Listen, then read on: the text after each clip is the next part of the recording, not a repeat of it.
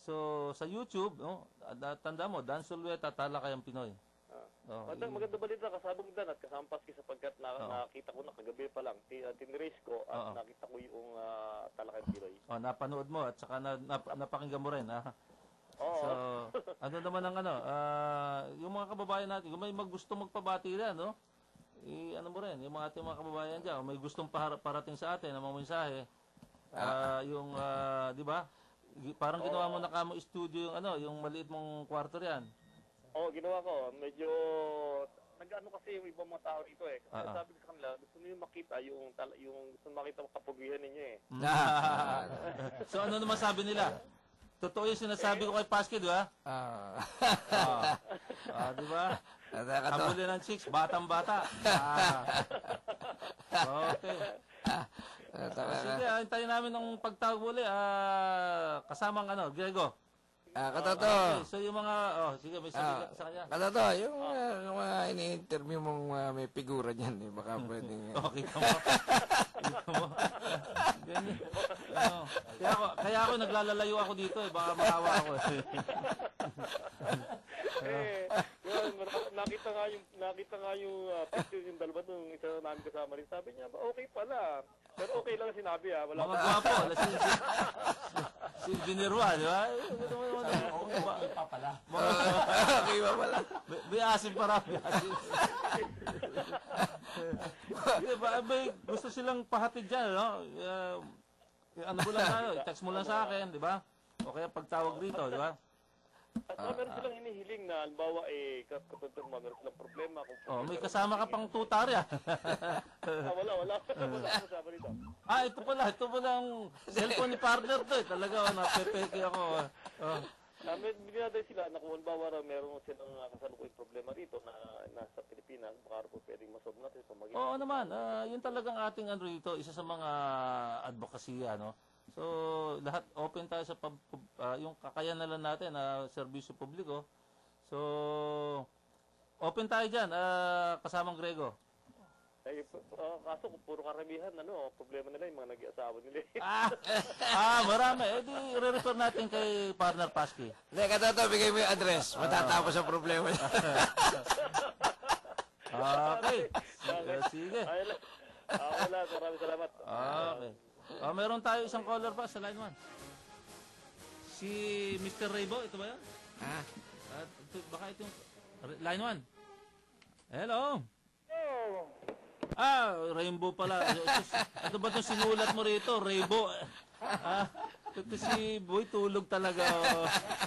Okay, kung pala si Rainbow, Raybo nilagay dito. Rainbow, magandang hapon sa'yo. Magandang hapon po sa mga lahat ng pagkapaginig. Siyempre, ang pamilya ko sa Antipolo. Siyempre, birthday po ng kapatid ko ngayon at mga pamangkin ko. So, Bona, Jessie at ang sister-in-law ko. Malapit na rin po birthday. Kamusta po kayo dyan, Tito Paski? Tito Danny. Still kicking.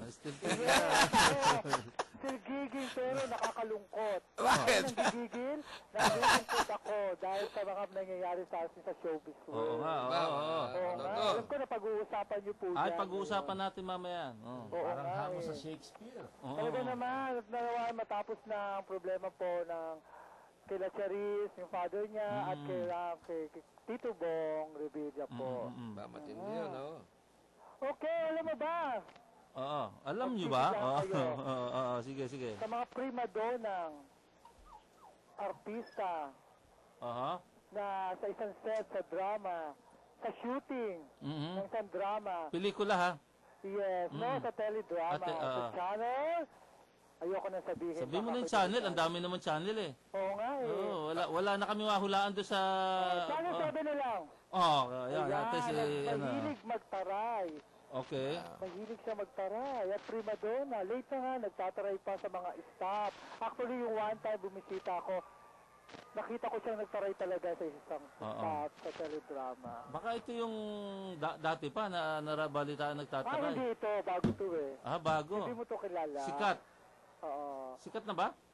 Hindi pa naman. Sikat pa lang. Medyo pasikat na, pero ngayon pa lang. Hindi na siya sisikatan ng araw. Kaya sa mga ugali niyang pinapakita. Parang maudlot yung kasikatan. Yes, maudlot ang kanyang kasikatan. Yun lang po ang aking blind item so far, pero Yun lang, wala bang ibang clue eh. Oo, kasi kasi, babae siya. alam mo, Babae. napapanaginipan Siyempre, minsan prima namin eh, hindi namin maisip eh. donna. Oo. Siyempre, sikreto to malupit. Oo. Nag-commercial siya. Nadulas tuloy ako. Nag-commercial model siya, yan na nga. Commercial model. Anong, ano? Bago siya naging artista. Anong produkto? Secret. Pili, ano? Produkto sa katawan. Ay, di sa, secret sa kilikili yon. Oo. Hindi pa naging Yes. na. Yes, no. Naway mga balitang ito sana matapos Oo. na ang kanyang pagiging prima donna. Idasal na lang natin yung nangyari sa showbiz dahil total, Oo ikaw nga naman. sabay-sabay natin Lagi ka naman sa nakikirami simbahan tayo din, sa di ba? ating mga artista ngayon. Medyo, nagkakaroon ng mga... Oo nga may mga pangitain. Mhm. Oo. Anyway, Tito Boy and Kuya Patsky at atong Patsky. Hindi ako si Boy Abunda, Okay. Tito Dan. This is Rainbow nagsasabi there's always a rainbow after the rain kila Bong Revilla at kay Charis Campenco. Okay, salamat Rainbow. God Magandang bless, hapon. God bless. Okay. So, punta na tayo doon sa ating mga talakayan. Medyo mahaba-haba oras ngayon. Dati, kinakapos tayo. So, ito yung nauudlot nating mga talakayan ng mga nakaraan. Yung tungkol sa pagtaas ng kriminalidad sa bansa natin. Di ba? Hindi natin matapos-tapos yung Kasi, napanood ko nga yung pylon ngayon, kahapon. Isang dekada na, halos iba-ibang krimen. At saka, nagle-level up ang krimen na ginagawa. Dati, di ba? Simple na dukutan lang, di ba? Simple na karnapping lang. No? Snatching, parang gano'n, no? Pero ngayon, iba na. Sa rape, mayroon pang papatayin, di ba? Iba, pinupugot pang ulo. Tapos magkakamag-anak. Mayroon pa ulit tayo sa linya? Okay, sige. Kunin muna natin. Hello, gandang hapon. Magandang hapon po. Yeah, sino po sila, ha? Si Kapitan Sulit po. Kapitan. Si Barangay Captain. Ito po. Sige po, si Paski po ang ating, kakausap po sa inyo. Sige. Katotong chairman, kumusta ang kwan? Mabuti po. Mabuti ho naman. Kahit pa paano, mahirap may okay pa rin. Ganon. Pero, kwan may mga balita ako sa mga nasasakupan mo, partikular na dyan sa LTO ng Pasay. Yes, apo. Oo, ano ba itong mga hinihiling nilang matigil itong mga kwan natin dyan, mga fixer na nakakapagdagdag gasto sa mga lumalakad ng kanilang rehistro ng sasakyan at ng kanilang mga lisensya. Opo, totoo po yun. Ang totoo niyan, isa sa malaking problema ko, ito sa aking nasasakupan. Dahil talaga itong mga pictures na ito, talagang gumagawa ng kabalastugan. Ba? Siyempre, ang akala nila kung barangay ang kaso, ang barangay, kaya paulit-ulit. Parang binabaliwala nila yung ginagawa nila. Opo. Sa Pasay ba siya, partner? Pasay. Pasay, Sa Pasay po. LTO. Sa LTO, Oo. Pasay, sa domestic road. Sa domestic road. Opo. Si Kunyata, katoto ang hepe dyan, si Monching Abrenica. Opo. Siya ang hepe, no? Opo. Kailan pa ba nagsimula itong mga trabahong illegal ng mga fixer? Actually po, kasintanda na rin ito halos ng LTO Ba? Hindi na kuha. Hindi na titigatig. Hindi natitigatig kasi habang may kulayban sila sa loob, Ayun. hindi talaga malis yan. Ayun.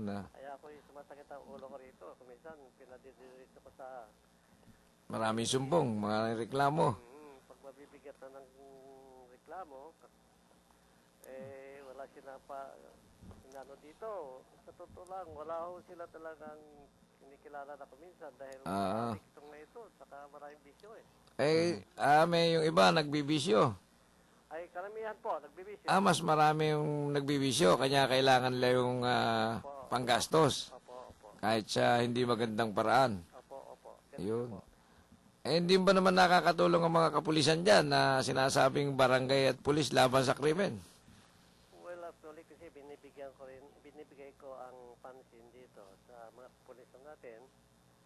At sa totoo lang, may mga series of meetings kami, lahat, Oo. mga plano, pero walang pagbabago eh.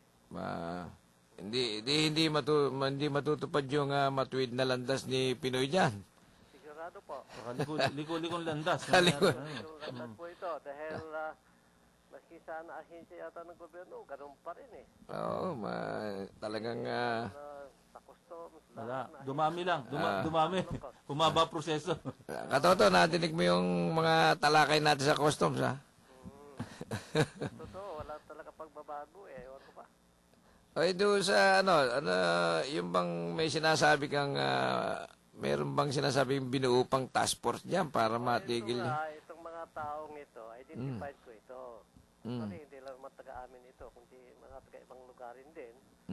At ito ay talagang nangbibiktima talaga. Maski pulis nga dito, binibiktima nila.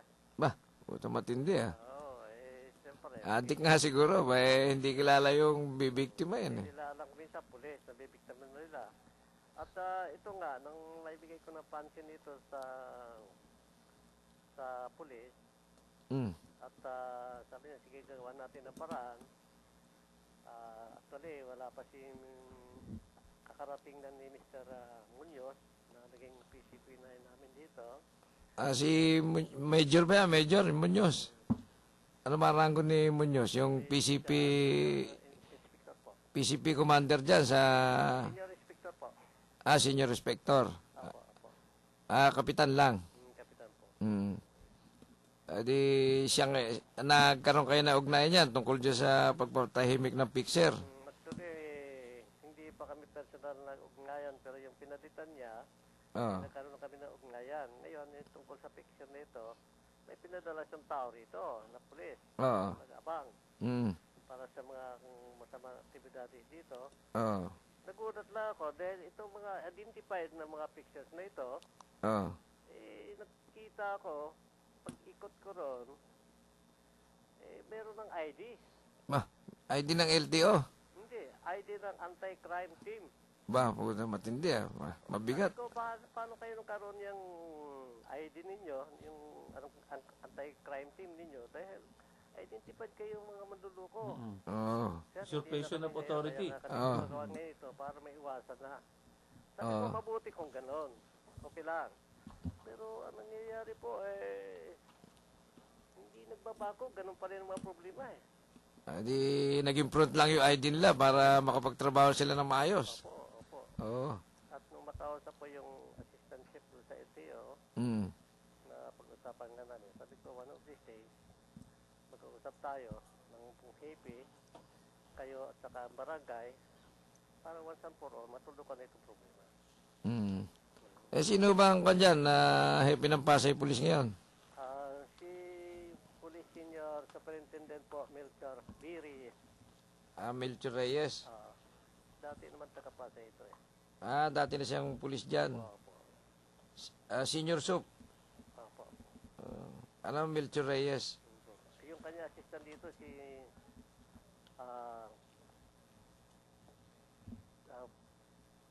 Samuel Rodla. Yun ang deputy niya. Saan yung sister, ano? Alin po? Sino yung sister ni Colonel Reyes? Yung kanyang... Yung sinasabi nyo kanina na sister na nagtatrabaho dyan sa LTO o... Ay, wala akong nabanggit yan. Wala. Oo. Kapitan, anong last na ano mo dyan para sa susunod na linggo magkaroon tayo ng kaayusan sa pag-uusap? Mensahe.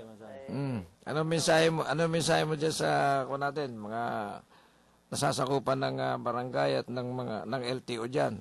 Actually, kasi dito sa amin, kahit papano, ang kakayahan ng barangay, kahit papano, gagawa niyang kanya tungkulin. Kita mo nga opisyal namin ng barangay dito, maski Sabado po, Linggo, kagaya ngayon Linggo, bukas po ang aming tanggapan dito para matugunan po ang mga problema ng mga tao. Okay. At hindi lang yung mga pag-aaway,